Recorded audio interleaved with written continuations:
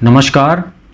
17 सितंबर 2023 दोपहर 1:42 पर सूर्यदेव राशि परिवर्तन करने वाले हैं और वो अपनी स्वराशि सिंह से निकलकर कन्या राशि में प्रवेश करेंगे, जहां पर मंगल के साथ उनकी युति होगी क्योंकि मंगल वहां विराजमान है और मंगल अभी 3 अक्टूबर तक कन्या राशि में ही रहेंगे। इसके बाद वो तुला राशि में गोचर कर जाएंगे। वहीं जब 17 सितंबर को बुध की राशि कन्या में सूर्य का प्रवेश होगा तो बुध सिंह राशि में रहेंगे। बुध 1 अक्टूबर तक अभी सिंह राशि में रहेंगे, तो 17 सितंबर से 1 अक्टूबर तक सूर्य और बुध का राशि परिवर्तन राजयोग भी बनेगा। इसके बाद बुध अपनी उच्च राशि कन्या में प्रवेश करेंगे, सूर्य के साथ युति करेंगे, जहां पर सूर्य बुध का बुधादित्य राजयोग बनेगा। 1 अक्टूबर और 2 अक्टूबर को कन्या राशि में 3 ग्रहों की युति रहेगी, सूर्य, बुध और मंगल की। मित्रों, आज इस वीडियो में मैं आपको सभी 12 राशियों पर सूर्य के राशि परिवर्तन का क्या प्रभाव पड़ेगा उसकी राशि अनुसार जानकारी दूंगा। तो चलिए वीडियो को शुरू करते हैं और राशियों के क्रम में सबसे पहले बात करते हैं मेष राशि की। मेष राशि के लिए पंचम भाव के स्वामी होते हैं सूर्य, छठे भाव में गोचर करेंगे। यह आपके लिए शत्रुहंता योग बनाएगा। हालांकि पंचमेश होकर छठे भाव में है तो संतान के स्वास्थ्य का थोड़ा ध्यान रखिएगा। साथ ही महत्वपूर्ण निर्णय लेने से पहले थोड़ा सोच विचार लीजिएगा, क्योंकि मंगल भी यहाँ बैठे हुए हैं और सूर्य और मंगल दोनों जब एक साथ बैठते हैं तो थोड़ी सी व्यक्ति के अंदर उग्रता, अधीरता, धैर्य की कमी हो जाती है, क्योंकि साथ में द्वादश पे भी दृष्टि रहेगी मेष राशि में, तो कहीं ना कहीं आप किसी वाद विवाद में भी फंस सकते हैं अपने किसी गलत फैसले की वजह से। साथ ही कोर्ट कचहरी से जुड़ा कोई मामला चला था वो आपके पक्ष में जरूर आता दिखेगा। साथ ही पाचन का अपने ध्यान रखिएगा, पेट संबंधित समस्याएं आपको हो सकती हैं। तीखा, मिर्च मसालेदार भोजन करने से आपको बचना चाहिए। साथ ही विदेश यात्राओं के भी योग बन सकते हैं। साथ ही मामा और ननिहाल पक्ष से भी आपके संबंध थोड़े अच्छे ही रहेंगे इस गोचर के दौरान। तो मेष राशि वालों के लिए कुल मिलाकर अगर बात करें तो ये गोचर आपके लिए अच्छा है, पद प्रतिष्ठा में वृद्धि करने वाला रहेगा। साथ ही जो छात्र प्रतियोगी परीक्षाओं की तैयारी कर रहे हैं, सरकारी नौकरी की तैयारी कर रहे हैं, उनके लिए भी कहीं ना कहीं ये लाभदायी सिद्ध होगा। इसके बाद वृषभ राशि की बात करते हैं। चतुर्थ भाव के स्वामी होकर पंचम भाव में रहेंगे तो केंद्र त्रिकोण राजयोग यहाँ बना रहे हैं आपके लिए सूर्य, और पंचम भाव में बैठेंगे, एकादश भाव पर दृष्टि रहेगी। साथ में द्वादश भाव के स्वामी मंगल भी साथ में रहेंगे। तो आप ये ध्यान रखिएगा कि आपको जुआ, सट्टा, शेयर, लॉटरी में निवेश करने से बचना चाहिए, क्योंकि एकादश भाव पर दृष्टि रहेगी। आप लाभ के चक्कर में कहीं ना कहीं कोई गलत फैसला ले सकते हैं, निवेश की वजह से आपको कोई हानि भी हो सकती है। हालांकि भूमि, भवन, वाहन में, भौतिक सुख साधनों में चूंकि चतुर्थेश होते हैं सूर्य और पंचम भाव में है आमदनी के घर में, इन सब चीज़ों पर आपके जरूर खर्च होगा जो आपके लिए लाभदायी भी सिद्ध होगा। तो निवेश करने से पहले थोड़ा सा सतर्क होकर और सोच विचार कर आप निवेश कीजिएगा तो आपके लिए अच्छा ही रहेगा। नाम में आय में भी वृद्धि करने वाला रहेगा सूर्य का यह गोचर आपके लिए। इसके बाद बात करते हैं मिथुन राशि की। मिथुन राशि के लिए तीसरे भाव पराक्रम भाव के स्वामी बनते हैं सूर्य और चतुर्थ भाव में रहेंगे। यहाँ पर माता के स्वास्थ्य को प्रभावित करेंगे, माता के साथ संबंधों को प्रभावित करेंगे, क्योंकि मंगल भी साथ में बैठे हैं। हालांकि मंगल आपके लिए लाभेश भी होते हैं और रोगेश होते हैं, तो रोगेश होकर चतुर्थ भाव में है तो अभी आपको 3 अक्टूबर तक अपने माता के स्वास्थ्य का विशेष ध्यान रखने की आवश्यकता रहेगी।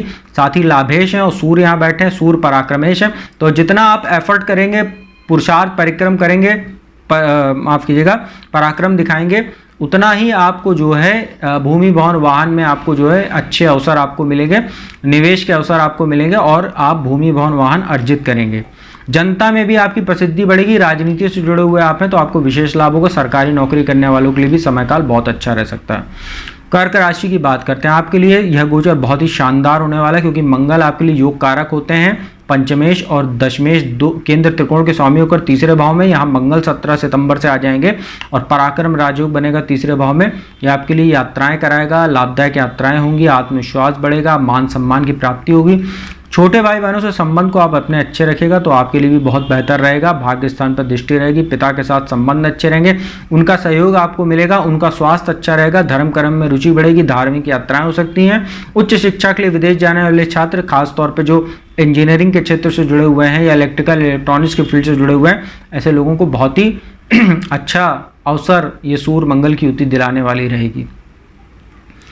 सिंह राशि की बात करते हैं। दूसरे भाव में गोचर होगा, सूर्य मंगल साथ में रहेंगे 17 सितंबर से। तो आपको ये ध्यान रखना है कि लग्नेश होकर दूसरे भाव में है। धन के लिए तो ये अच्छा है, धन तो आपको अच्छा खासा आपको प्राप्त होगा, क्योंकि आपके लिए भी मंगल जो है चतुर्थेश और भाग्य स्थान के स्वामी होते हैं, केंद्र त्रिकोण के स्वामी होकर और यहाँ भाग्य और सुखेश होकर बैठे हुए दूसरे भाव में, तो धन जो आपका खर्च होगा, संचित धन, वो भूमि भवन वाहन या भौतिक सुख साधनों पर खर्च होगा। और भाग्यवश आपके पास धन आता भी रहेगा, परंतु सूर्य मंगल दोनों अग्नि तत्व के स्वामी हैं, उग्रता बढ़ाते हैं वाणी में, तो दूसरे भाव में बैठे हैं वाणी के स्थान पर, परिवार का माहौल खराब करेंगे, ससुराल पक्ष से संबंधों को प्रभावित करेंगे, आपको वाणी दोष की जबरदस्त समस्या हो जाएगी। यदि आप अविवाहित हैं, कहीं रिश्ता वगैरह तय हो रहा है, तो उस रिश्ते में भी आपके वाणी दोष के कारण या आपके गलत आचरण के कारण जो है उसमें कुछ समस्या आ सकती है। अष्टम भाव पर दृष्टि रहेगी, तो ये ध्यान रखिएगा, गाड़ी वगैरह चलाते समय सावधानी बरतिएगा, दुर्घटना वगैरह के योग बनेंगे। साथ ही आग वगैरह से भी आपको जलने का डर रहेगा। कोई ऐसा काम करते हैं जैसे इलेक्ट्रॉनिक्स वगैरह काम करते हो, सतर्क होकर कीजिएगा, कोई शॉक वगैरह भी लग सकता है और कटने जलने छिलने जैसी आपको समस्या इस गोचर के दौरान बनी रहेगी। इसके बाद बात करते हैं कन्या राशि की। कन्या राशि के लिए गोचर कोई बहुत खास नहीं कह सकते, क्योंकि ना ही मंगल आपके लिए योग कारक होते हैं, ना ही सूर्य आपके लिए। मंगल जो है अष्टम भाव जो मारक स्थान होता है, फिर अष्टम से अष्टम जो तीसरा भाव होता है मारक स्थान, दोनों भाव के स्वामी होकर लग्न में है, जो स्वास्थ्य प्रभावित कर रहे हैं। साथ ही सूर्य जो है आपके द्वादश भाव के स्वामी होकर लग्न में आ जाएंगे, नाश भाव के स्वामी होकर लग्न में रहेंगे, ये भी स्वास्थ्य को प्रभावित करेंगे। और आपके लग्नेश अभी जो है वो 1 अक्टूबर तक नाश भाव 12वें भाव में गोचर कर रहे हैं, तो आपके लिए तो कतई अच्छा समय नहीं कह सकते हैं। स्वास्थ्य के प्रति बहुत सचेत रहिएगा। साथ ही आपका वैवाहिक जीवन भी कहीं ना कहीं प्रभावित होगा। सप्तम भाव पर दृष्टि रहेगी सूर्य मंगल की, और यह परिवार का माहौल भी खराब करेगा, आंखों में कुछ समस्या आपको हो सकती है। साथ ही आपका मान सम्मान प्रभावित होगा, चिड़चिड़ापन, क्रोध, अहंकार जैसी समस्याओं से आप जूझते रहेंगे, जिसकी वजह से आपका मानसिक तनाव बढ़ेगा और वैवाहिक जीवन तो जैसा मैंने बताया वो खराब हो सकता है। तो आपके लिए यह गोचर कतई अच्छा नहीं कह सकते हैं। तुला राशि की बात करते हैं, आपके लिए भी गोचर कोई बहुत खास नहीं कह सकते हैं, क्योंकि धनेश होकर मंगल आपके 12वें भाव में है, नाश भाव में, और सूर्य जो है वो आपके लाभेश होकर नाश भाव में जा रहे हैं। तो विदेश यात्राओं के तो योग आपके बनेंगे, परंतु खर्च में वृद्धि होगी। खर्च आपका कोर्ट कचहरी जैसे जुड़े मामलों में हो सकता है।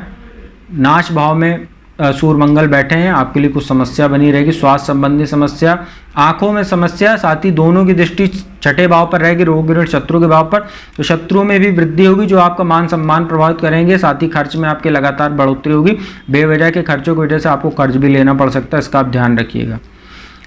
इसके बाद बात करते हैं वृश्चिक राशि की। वृश्चिक राशि के लिए गोचर बहुत अच्छा रहने वाला है। 17 सितंबर से सूर्य आपके दशमेश होकर लाभ भाव में रहेंगे, मंगल लग्नेश होकर लाभ भाव में वैसे ही गोचर कर रहे हैं, तो नाम व्यवसाय में वृद्धि, शिक्षा संतान में सफलता, संतान को विशेष लाभ देखने को मिलेगा। कैरियर और शिक्षा के क्षेत्र में अचानक धन लाभ भी हो सकता है। पिछले दिनों कोई रुका हुआ धन आपका कोई फंसा हुआ था, कोई इंक्रीमेंट वगैरह फंसा था, या किसी को उधार रुपया दिया हुआ था, वो रुपया आपको वापस मिलने की संभावना बनेगी। विदेशों से शुभ समाचारों की प्राप्ति, विदेश यात्रा के योग, विदेशों से व्यापार करते हैं तो आपको विशेष लाभ होगा। आप लोगों के लिए बहुत ही सुंदर समय रहने वाला है, क्योंकि मंगल एकादश में बैठ के चौथी दृष्टि से धन भाव को भी देखेंगे। धनु राशि की बात करते हैं, आपके लिए भी बहुत अच्छा गोचर है। भाग्य स्थान के स्वामी होकर सूर्य दशम भाव में रहेंगे, ये आपके लिए सरकारी नौकरी करते हैं तो आपके लिए उन्नति का अवसर रहेगा। प्रतियोगी परीक्षाओं की तैयारी करने वाले छात्रों के लिए अच्छा समय रहेगा। आपके लिए मंगल भी पंचम भाव त्रिकोण भाव के स्वामी होते हैं, दशम भाव में रहेंगे, तो ये कहीं ना कहीं पराक्रम राजयोग बनेगा, केंद्र त्रिकोण राजयोग भी बनेगा। हालांकि द्वादश के भी स्वामी मंगल बनते हैं, तो थोड़ा कार्यस्थल पर सतर्क रहिएगा। बॉस और कलीग के साथ संबंधों का थोड़ा सा ध्यान रखिएगा, उनके साथ मतभेद होने से बचने की कोशिश कीजिएगा। साथ ही चतुर्थ भाव पर दृष्टि रहेगी, तो कहीं ना कहीं भौतिक सुख साधनों में भी वृद्धि होगी। और यहाँ पर 1 अक्टूबर से बुध आ जाएंगे, स्वराशि उच्च में बैठेंगे, भद्र नाम का महापुरुष राजयोग भी बनेगा, जो आपके कार्यस्थल पर आपके लिए विशेष सम्मान आपके लिए अर्जित करने वाला रहेगा। आपके कार्यों की सराहना होगी और आपके पद प्रतिष्ठा में वृद्धि कराने वाला रहेगा ये सूर्य का गोचर। मकर राशि की बात करते हैं, आपके लिए मिश्रित फल वाला कह सकते हैं। मंगल तो आपके लिए केंद्र त्रिकोण राजयोग बनाए हुए हैं, साथ ही लाभेश भी होते हैं और भाग्य स्थान में बैठे हुए हैं, तो भौतिक सुख साधनों की तो आपको जबरदस्त प्राप्ति के योग बने हुए हैं। साथ ही सूर्य जो है वो अष्टमेश होते हैं, वो भाग्य स्थान में आ जाएंगे। और यहाँ सूर्य जो है वो नीचा रोही भी हैं, क्योंकि तुला राशि की ओर वो अग्रसर है, तो अब उनके प्रभाव में कमी होती जा रही, परंतु मंगल बैठे हैं। आपके आत्मविश्वास में वृद्धि होगी। पिछले दिनों कुछ समस्या आ रही थी, दुर्घटना वगैरह के योग बन रहे, तो उसमें कमी आएगी। मानसिक तनाव कुछ कम होता दिखेगा। हालांकि अभी आपके ऊपर 7.5 का अंतिम चरण चल रहा है, तो आपको अतिरिक्त सतर्कता वैसे भी बरतनी चाहिए। छोटे भाई बहनों से संबंध भी आपको अच्छे रखने चाहिए, क्योंकि तीसरे भाव पर दृष्टि रहेगी। मित्रों का भी आपको अच्छा खासा सहयोग मिलेगा। आपका जो है ऊर्जा भी इस गोचर के दौरान काफी बढ़ी चढ़ी रहेगी, जिससे आप रुके हुए समस्त कार्यों को पूरा करेंगे। भाग्य का भी आपको सहयोग मिलेगा। और यहाँ 1 अक्टूबर से बुध आ जाएंगे, ये भी आपके लिए बहुत अच्छा रहने वाला, भाग्य वृद्धि कारक।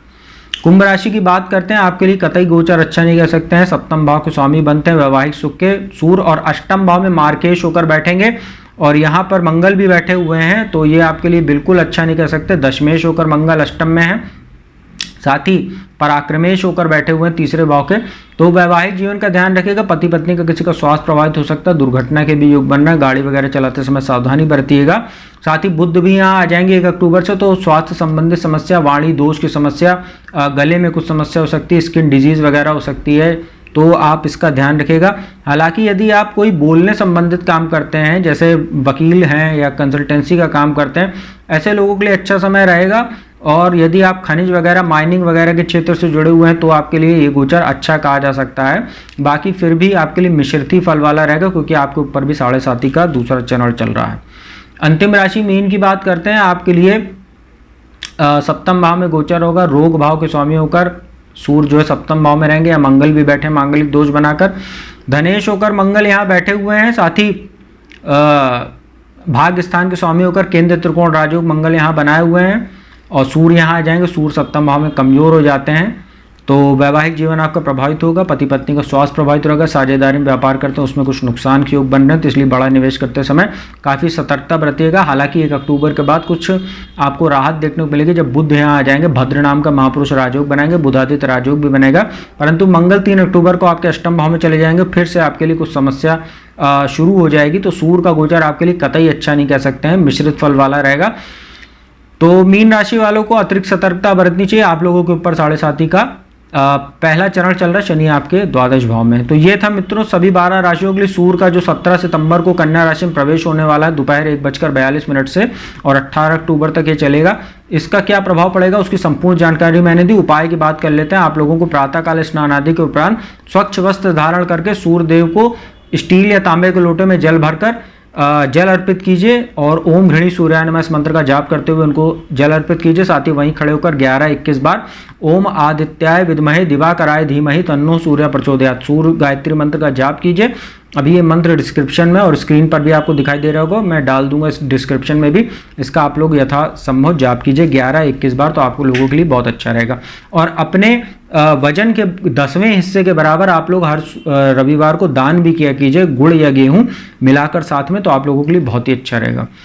तो मित्रों उम्मीद करता हूँ वीडियो आपको अच्छी लगी होगी। तो वीडियो अच्छी लगी हो, इन्फॉर्मेटिव लगी हो, तो चैनल को सब्सक्राइब कर लीजिएगा, बगल में बेल आइकन का बटन है उसको प्रेस कर लीजिएगा। और जो भी जातक कुंडली विश्लेषण कराना चाहते हो तो मेरा नंबर डिस्क्रिप्शन स्क्रीन दोनों पर उपलब्ध है, उस पर संपर्क करके अपॉइंटमेंट ले लीजिए, और फीस जमा कराने के उपरांत घर बैठे मेरे द्वारा कुंडली विश्लेषण का लाभ प्राप्त कीजिए। अब मैं अपने वाणी को यहीं विराम देता हूँ। अगली वीडियो में आपको किसी नए विषय के साथ जल्दी मिलूंगा, तब तक के लिए ओम नमः शिवाय।